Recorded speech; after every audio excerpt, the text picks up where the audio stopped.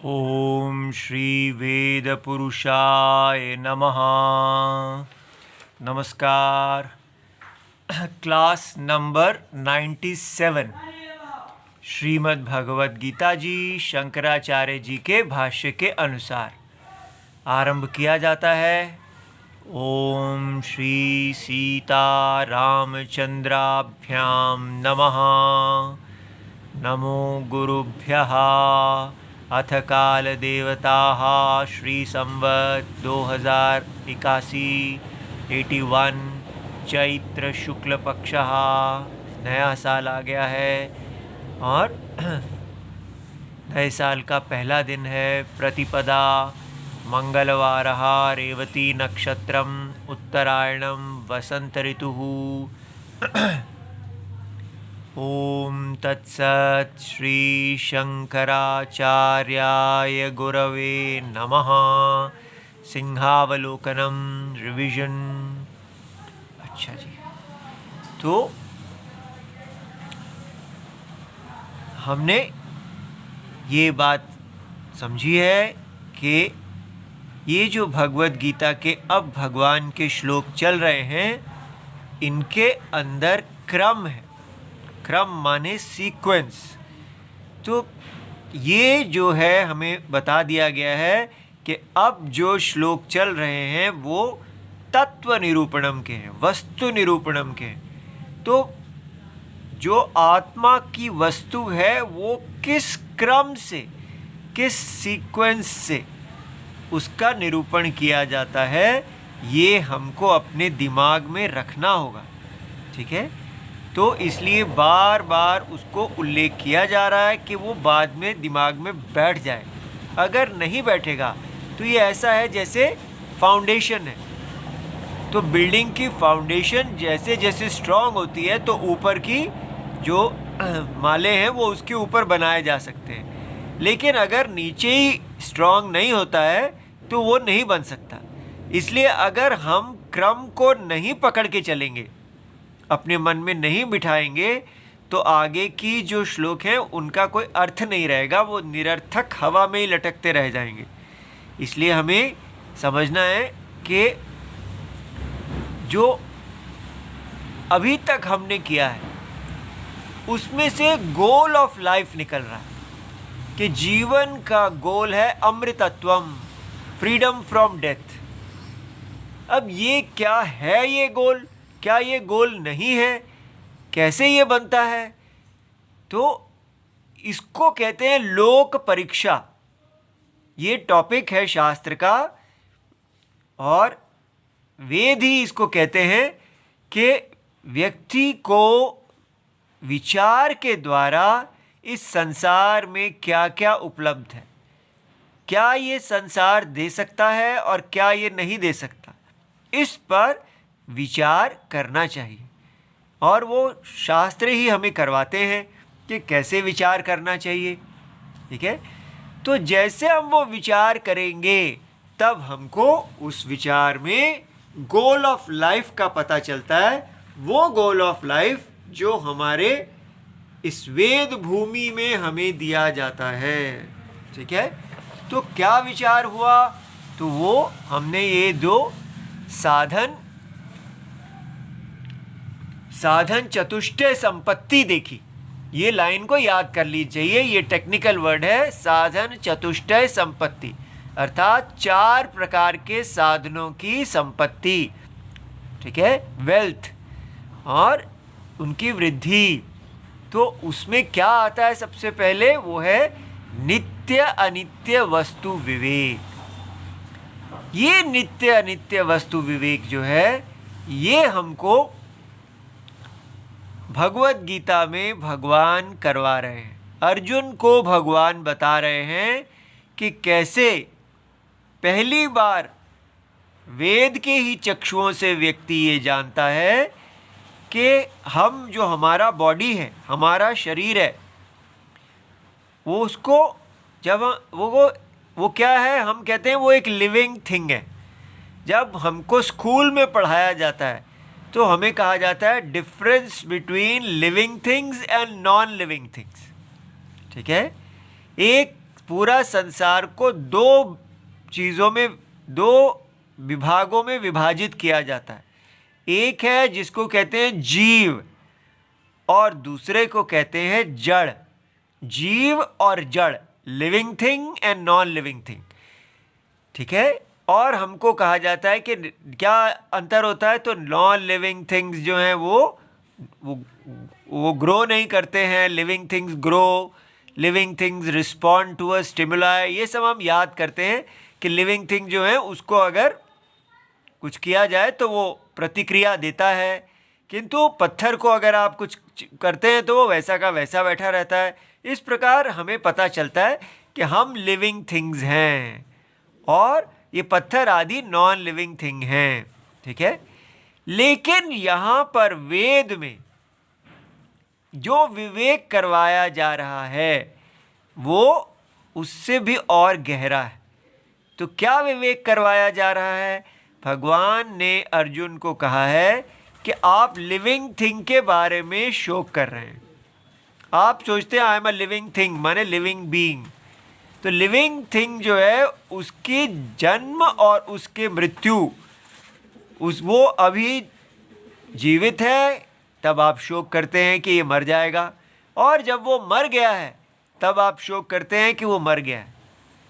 तो भगवान कह रहे हैं कि आपको लिविंग थिंग के बारे में शोक नहीं करना चाहिए, उसकी मृत्यु के बारे में शोक नहीं करना चाहिए। अब ऐसा भगवान कैसे कह रहे हैं?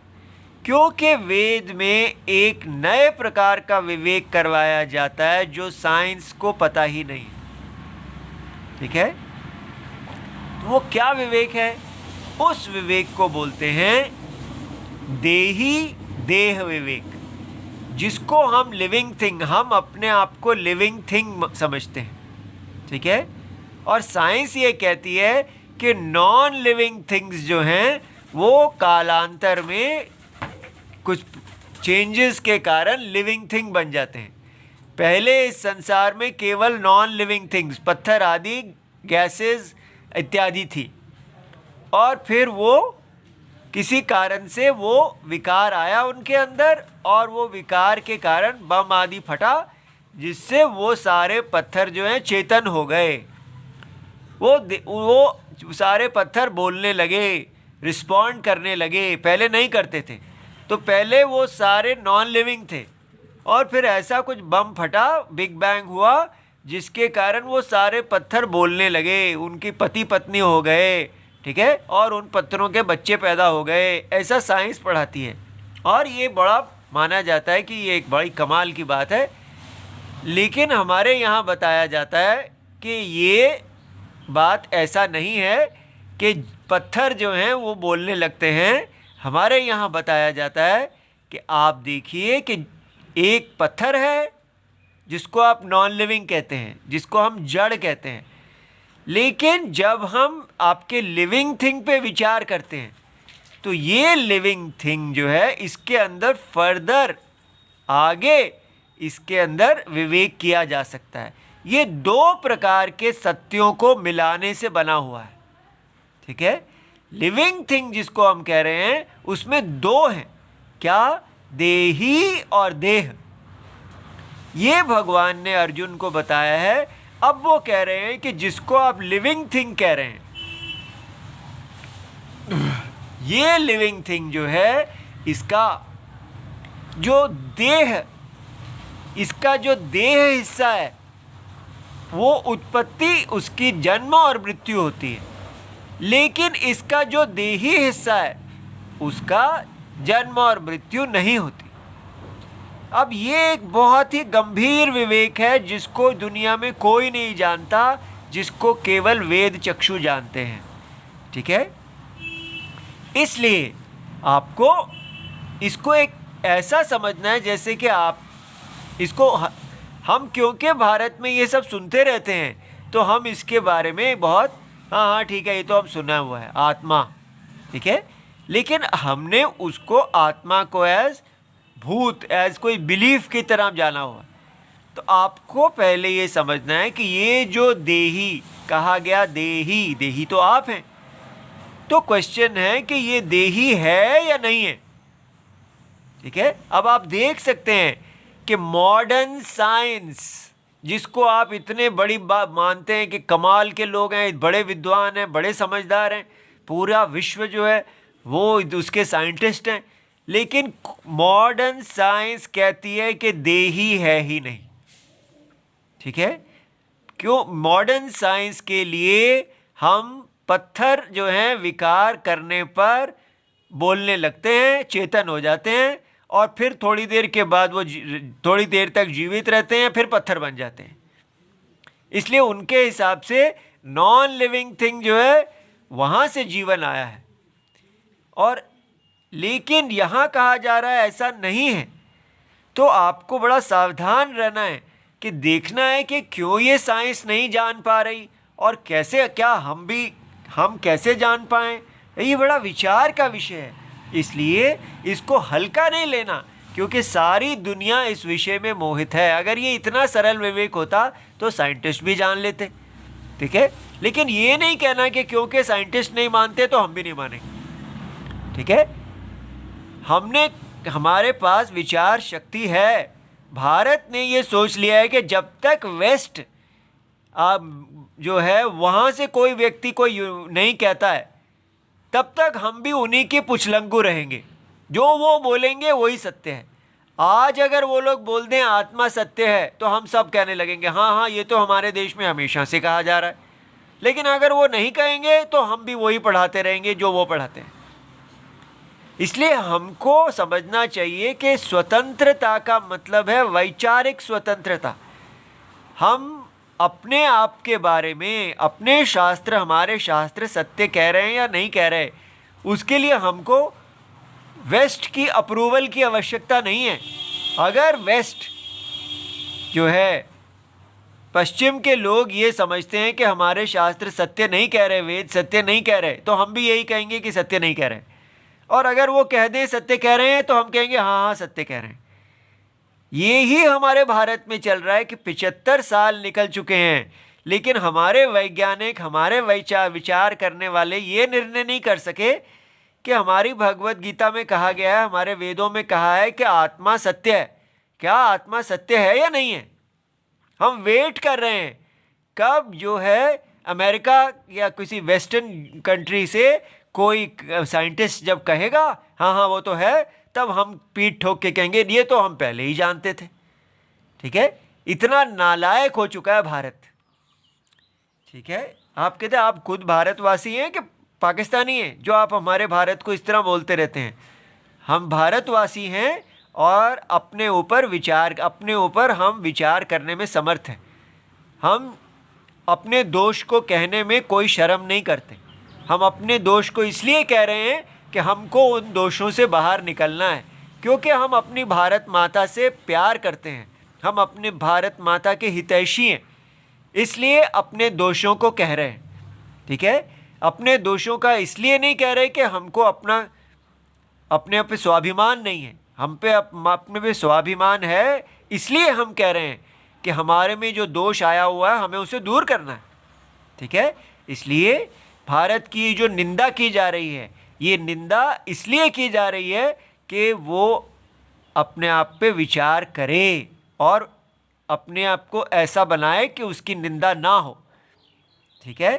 तो इसलिए आप ये स्पष्ट देख सकते हैं कि ये आत्मा का टॉपिक इतना फंडामेंटल, इतना मौलिक है कि भारत को इस पे विचार करना चाहिए था, लेकिन भारत बिल्कुल मंद बुद्धि बना हुआ है।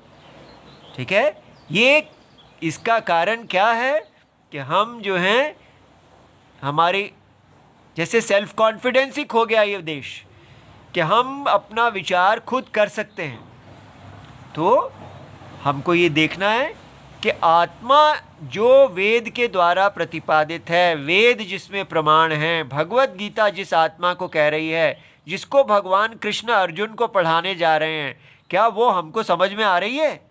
कम से कम हम तो समझें। भारत में कोई नहीं समझता, कोई साइंटिस्ट उसको देखने के लिए तैयार नहीं, लेकिन हम क्या तैयार हैं कि हम फिर इसको पढ़ने के बाद फिर वहीं के वहीं रहेंगे? ऐसा नहीं होना चाहिए। हमको समझना है किन स्टेप्स पे आपको अगर लगता है आत्मा नहीं है तो कहिए नहीं है, विचारक की तरह कहिए, और अगर लगता है कि है तो कहिए हाँ है। लेकिन ये मत कहिए कि जिस दिन अमेरिका कह देगा उस दिन कहेंगे हम हाँ है। ठीक है, तो आपको सामने जो तथ्य रखे जा रहे हैं, भगवान जिस प्रकार कह रहे हैं, आपको क्या लगता है आत्मा है या नहीं है?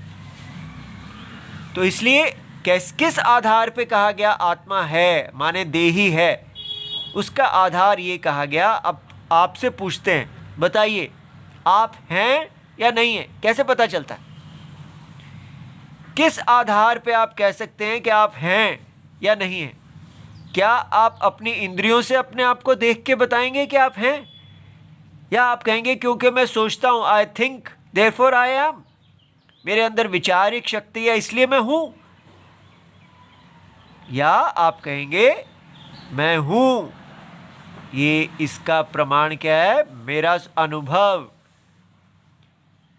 इंद्रियों के व्यापार से पहले ही मैं हूं, थिंकिंग से पहले मैं हूं। ठीक है, जागृत अवस्था में मैं हूं, स्वप्न अवस्था में मैं हूं, और सुषुप्ति में जब ना कोई इंद्रियां होती हैं, ना कोई विचार होता है, कोई जगत भी नहीं होता, मैं केवल तब भी आत्मा रूप से मैं हूं, मेरा अनुभव है। ये अनुभव, मेरा अनुभव ही इस चीज़ का प्रमाण है कि आत्मा है, चिद्रूप आत्मा है, मैं चेतन हूं, मैं हूं। ठीक है, सो आत्मा स्वयं ज्योति है।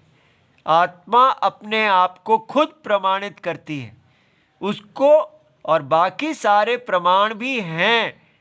वो कौन प्रमाणित करता है? आत्मा। आप प्रमाणित करते हैं कि हाँ आंखें देखती हैं, मन इस समय चल रहा है, विचार हो रहा है या नहीं हो रहा। आप कहते हैं कि जब मैं सो जाता हूँ तो सुषुप्ति में कोई विचार नहीं होता, कोई इंद्रियों का व्यापार नहीं होता, फिर भी मैं आनंद स्वरूप होता हूँ। ठीक है, इसलिए देह होती है तो भी मैं हूँ, और जब सुषुप्ति में कोई देह का अनुभव नहीं है तब भी मैं हूँ। इस प्रकार आपके होने का अनुभव कौन प्रमाणित करता है? ये बात पकड़नी है कि हम हैं, इसका आधार क्या है? हमारा अपना अनुभव। आत्मा स्वयं अपने आप को प्रमाणित करती है, इसलिए आत्मा को स्वयं प्रमाण कहते हैं। लेकिन साइंस के पास ये वेद नहीं है। जब वेद हमको इस प्रकार समझाते हैं तो हम समझ जाते हैं कि हाँ हाँ, क्योंकि हम अपने आप को केवल देह मानते हैं। तो लिविंग थिंग, साइंस अभी तक लिविंग थिंग से आगे नहीं बढ़ी है। ठीक है, वेस्टर्न साइंस है ये, जो हमारी वैदिक साइंस भारत में, आयुर्वेदा आदि, वो सब जानते हैं आत्मा के बारे में। ठीक है, लेकिन हमने अपनी जो साइंस है उसको पूरी तरह धक्का मार के भारत से बाहर निकाल दिया, और अब भी जो हम आयुर्वेदा आदि पढ़ते हैं वो सिर्फ देह का उपचार, कि हम देह हैं बस, और आत्मा की कहीं कोई बात ही नहीं है। इसलिए भारत को यू टर्न लाना है, जागना है, समझना है कि हम ये क्या बने हुए हैं, इतना पंगुत्वम क्यों हमने अपनी विचार शक्ति छोड़ रखी है। आत्मा को आपने समझना है। भगवत गीता जो कह रही है कि आत्मा है और आत्मा देह से बिल्कुल विलक्षण है। ऐसा नहीं है कि हम एक चेतन देह हैं। अगर हम चेतन देह होते, जैसे साइंस कहती है कि ये बॉडी जो है ये चेतन हो जाता है, माने चेतनता बॉडी का विशेषण है, एडजेक्टिव है। बॉडी एक नाउन है और उसमें जो चेतनता है वो उसका विशेषण है। कुछ देर के लिए बॉडी चेतन रहती है और फिर चेतनता खत्म हो जाती है। अगर ऐसा होता तो जो भगवान ने हमें बताया कि बाल्य अवस्था, कुमार अवस्था और वृद्धावस्था, ये तीन अवस्थाओं में जब बॉडी में चेंज आया तो चेतनता में भी चेंज आना चाहिए। जो उसका देही है उसको भी ओल्ड चाइल्डहुड, यूथहुड और वृद्धावस्था तक पहुँचते पहुँचते हमारा देही भी वृद्ध हो जाना चाहिए। लेकिन देही वृद्ध नहीं होता, देही युवा नहीं होता, देही बच्चा नहीं होता। ये साइंस जानती ही नहीं है कि देही जो है वो निर्विकार साक्षी है और देह जो है वो विकारी है। सो देह और देही दोनों में नाउन एडजेक्टिव का संबंध नहीं है। देह जो है वो विशेष्य, नाउन को कहते हैं विशेष्य और एडजेक्टिव को कहते हैं विशेषण। चेतनता देह की विशेषण नहीं है। यदि चेतनता देह की विशेषण होती तो देह के परिणाम बदलने से, नाउन के बदलने से विशेषण भी बदलता है, लेकिन ऐसा नहीं हो रहा। तो देही निर्विकार है, देही स्वयं प्रमाण है। ये आपको पकड़ना है। यदि आप इस बात को नहीं पकड़ेंगे तो इसके आगे जो आने वाला श्लोक है वो आप समझ लीजिए, वो सिर्फ भगवत गीता का ही नहीं, वो पूरे वेद का सबसे गहरा श्लोक आने वाला है। इसीलिए आपको तैयार करने के लिए इतना पक्का किया जा रहा है कि आने वाला जो अगला श्लोक है, ठीक है, नासतो विद्यते भावः, वो श्लोक गहराई में सागर भी उसके सामने कम है। और उसके ऊपर जो शंकराचार्य जी का भाष्य है उसको हम आपको बता रहे हैं कि पिछले कितने सालों से उसको पढ़ रहे हैं और जितनी बार पढ़ते हैं सिर में से धुआं निकलता है। वो इतना गहरा है। इसलिए उसके लिए तैयार अगर होना है हमको, तो हमको समझना है कि देही नित्य शुद्ध है और निर्विकार है। ये सारे शब्दों को आपने अनुभव में देखना है, ठीक है। तो अब ये आपको समझ में आ गया कि साइंस जो है वो इसके बारे में कुछ नहीं जानती, वो कुछ भी बोलती रहे, हमको वो देखना है जो हमारा अनुभव कह रहा है। अगर साइंस कह रही है कि देही जो है वो बॉडी का विशेषण है, तो आपका अनुभव कह रहा है कि नहीं, मैं बॉडी का विशेषण नहीं हूँ, आत्मा देही जो है वो निर्विकार है। ये आपको समझ में आ रहा है कि जो अवस्थाएं हैं, तीनों अवस्थाएं, बाल्य अवस्था, युवा अवस्था और वृद्ध अवस्था, ये आती हैं चली जाती हैं, लेकिन देही वही रहता है। और अगर ये ऐसा नहीं होता तो साइंस की बात माने तो हमारे अंदर सेल्फ रिकॉग्निशन होनी नहीं चाहिए। हमको नहीं पहचान पाना चाहिए कि मैं बच्चा था, मैं युवा था, मैं वृद्ध हो गया हूँ, जो वो था वही मैं हूँ। ये नहीं आप पहचान पाएंगे। क्यों? इस पे विचार कीजिए। ऐसा मत छोड़िए कि मेरे अंदर ये सेल्फ रिकॉग्निशन तभी आती है, वो तभी हो सकता है कि जो कल वस्त्र पहने, जो आज वस्त्र पहने और जो कल पहनूंगा, तीनों वस्त्रों को पहनने वाला एक ही होना चाहिए। वस्त्रों के साथ वो वस्त्री थोड़ी बदला है। साइंस के हिसाब से अगर सुबह आप कपड़े पहनते हैं, शाम और वो उन कपड़ों के साथ आप भी बदल जाएंगे। आप अपने कपड़ों के विशेषण हैं। You are the adjective of your clothes. Science ऐसी बात कर रही है, ठीक है। तो ये क्यों ऐसा हो रहा है? क्योंकि कोई इसको कहने वाला ही नहीं है। भारत के पास ये विद्या है, लेकिन भारत इसको छोड़ के बैठा हुआ है। क्यों? क्योंकि हम इतने पंगु हैं, हम बिल्कुल विचारशील रहे ही नहीं। हमने बस, वो लोग कहते हैं कि ये हमारा लिटरेचर बिलीफ वाला है, तो यस बिलीफ वाला है। इसलिए हमारी साइंस को जागना चाहिए। केवल अपने पहले उपग्रह का नाम आर्यभट्ट रखने से हम वैदिक साइंस वाले नहीं हो जाते।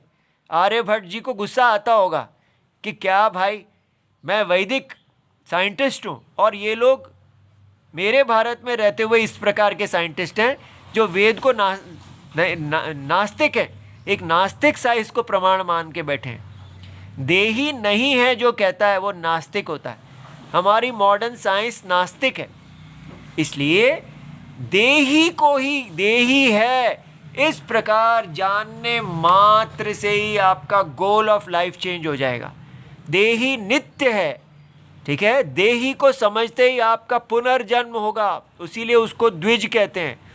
जो देही को जान जाता है वो द्विज हो जाता है। द्विज माने उसका दोबारा जन्म हो गया। वो सारी लाइफ अब बिल्कुल अलग प्रकार से जिएगा, ठीक है। तो इसको कहते हैं लोक परीक्षा। अब वो लोक परीक्षा करता है कि ये जो मैं देह का तर्पण करने के लिए बैठा हूँ, ये जो मैं अपनी महत्वाकांक्षाएं पूरी करने के लिए बैठा हूँ, इनका क्या औचित्य है। ये देह तो इसका इसका तो कुछ पता नहीं, ये तो कभी भी चली जाएगी, ये तो हर क्षण मर रही है। लेकिन देही जो नित्य है, ये नित्य देही और एक अनित्य देह, इन दोनों का जोड़ कैसे हो गया? कैसे मैं नित्य देही हूं तो मैं अनित्य देह कैसे बन गया? जो नित्य है और अनित्य कभी मिल सकते ही नहीं है, लेकिन कैसे मिल गए? ये क्वेश्चन है जिसको विचार करना चाहिए। ठीक है। और जो शास्त्र कह रहे हैं कि लाइफ का गोल है अमृतत्वम, फ्रीडम फ्रॉम डेथ, मोक्ष, वो गोल अब हमारे लिए गोल बनता है। और अगर हम इसको गोल नहीं मानते तो हमारा गोल क्या रहता है? हमारा गोल ऑफ लाइफ रहता है बस कंज्यूमरिज्म, कि मैं अपनी देह से ज़्यादा खाऊंगा, ज़्यादा से ज़्यादा उच्च बनूंगा। आजकल भारत के बच्चों को बस मुझे आईएएस बनना है, ये बनना है, वो बनना है, बस पागल की तरह, नौकरियों की तरह, उच्च बिजनेस की तरह, पैसे की तरफ भागने लग जाओ। वो सब क्या है? वो सब कंज्यूमरिज्म है। सबसे पहले हमारे बच्चों को गायत्री मंत्र से ये बताया जाता था कि देही अंतरात्मा धिया नहा प्रचोदयात, जो हमारी धी को देखने वाला है, हमारी बुद्धि को जो देखने वाला देही है, वो प्यार करने का स्थान है, वरेण्यम, वरने का स्थान है, उसका ध्यान करो। एजुकेशन का सबसे पहला पॉइंट है देही को रजिस्टर करना, और फिर उस देही के अनुसार जो है आपको चलना है। जो देही के आप देही हैं, तो फिर देह क्या है? देह देही का आज्ञा पालन का रथ है। देही देह का धर्म साधनम है, देह जो है वो भोग साधनम नहीं है। इस प्रकार अगर आप लोक परीक्षा करते हैं तो एकदम दुनिया बदल जाती है। और लेकिन साइंस ही क्या, बुद्धिज़्म, ये जो कहा गया है कि बुद्धिज़्म भी देह को ही मानता है कि अंतर आत्मा है ही नहीं। बुद्धिज़्म के लिए भी ऐसा ही है कि हम वास्तव में केवल एक भ्रांति में जी रहे हैं। उनके लिए ये सारा जगत एक भ्रांति है और उसके पीछे कोई सत्य नहीं है, आत्मा है ही नहीं, आत्मा एक भ्रांति है। इसलिए वो वेद को नहीं मानते, देही को नहीं मानते। अब आप कहेंगे नहीं, ये कैसे? देखिए, ये जो आपको दिखाया जा रहा है, जो बुद्धिज़्म है, वो कहा जाता है कि वो तो भगवान विष्णु, भगवान बुद्ध जो है भगवान विष्णु के अवतार हैं। और अगर वो भगवान विष्णु के अवतार हैं तो जो उन्होंने कहा है वो तो ठीक ही होना चाहिए। आप ऐसा क्यों कहते हैं कि वो गलत है? ठीक है, आपको ये समझना है। ये देखिए, ये मैं आपको श्रीमद् भागवत पुराण दिखा रहा हूँ। ये श्रीमद् भागवत पुराण का 11 स्कंद है, माने 11th स्कंद।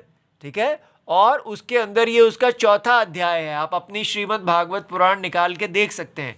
उसका ये 22वां श्लोक है। उसमें ये बताया जा रहा है कि भगवान विष्णु के अवतार, और उसमें बताया जा रहा है कि बुद्ध अवतार भगवान विष्णु ने क्यों धारण किया। ये देखिए, वादैर विमोहयति यज्ञ कृत अतत अर्हान। ये देखिए इसकी हिंदी। फिर आगे चलकर भगवान ही बुद्ध के रूप में प्रकट होंगे और यज्ञ की अनधिकारियों को, अर्थात वो ब्राह्मण जो हैं जो यज्ञ के अधिकारी नहीं थे, बस यज्ञ कर रहे हैं और वो वास्तव में कोई अपने मन को शुद्ध नहीं करते थे, बस केवल उसको पे व्यापार करते थे।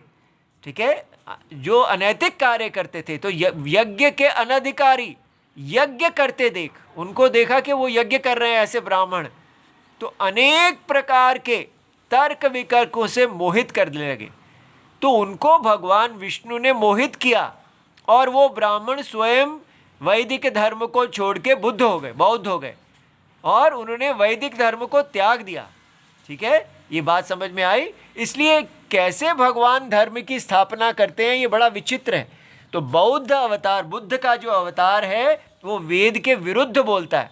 इसलिए वो ये नहीं कहना कि जो उन्होंने कहा है सत्य। हम कैसे जानेंगे कि कौन सत्य है? आपको, हमारे देश में विचार ही परीक्षा है। वेद को भी इसलिए सत्य नहीं मानना क्योंकि वो वेद है, इसलिए सत्य मानना है क्योंकि वो सत्य हैं। और जो बुद्ध अगर ऐसा कहते हैं कि देही है ही नहीं, ठीक है। ये सारा जगत जो है मिथ्या है, कुछ है ही नहीं यहाँ पर, ऐसा नहीं है। ये सारा जगत जो है इसमें देह और देही, देह जो है वो मिथ्या है, ये और देही सत्यम है, ठीक है। देही है, तो ये बात आपको समझना है कि हमारे देश में बहुत से विचार हैं, लेकिन आपको उसको अलग करना है। साइंस क्या कह रही है, बुद्धिज्म क्या कह रहा है और वेद क्या कह रहे हैं, अच्छी तरह समझिए और अपने गोल ऑफ लाइफ को निर्धारणम कीजिए, ठीक है। ओम नमो भगवते वासुदेवाय इति सर्वम शिवम।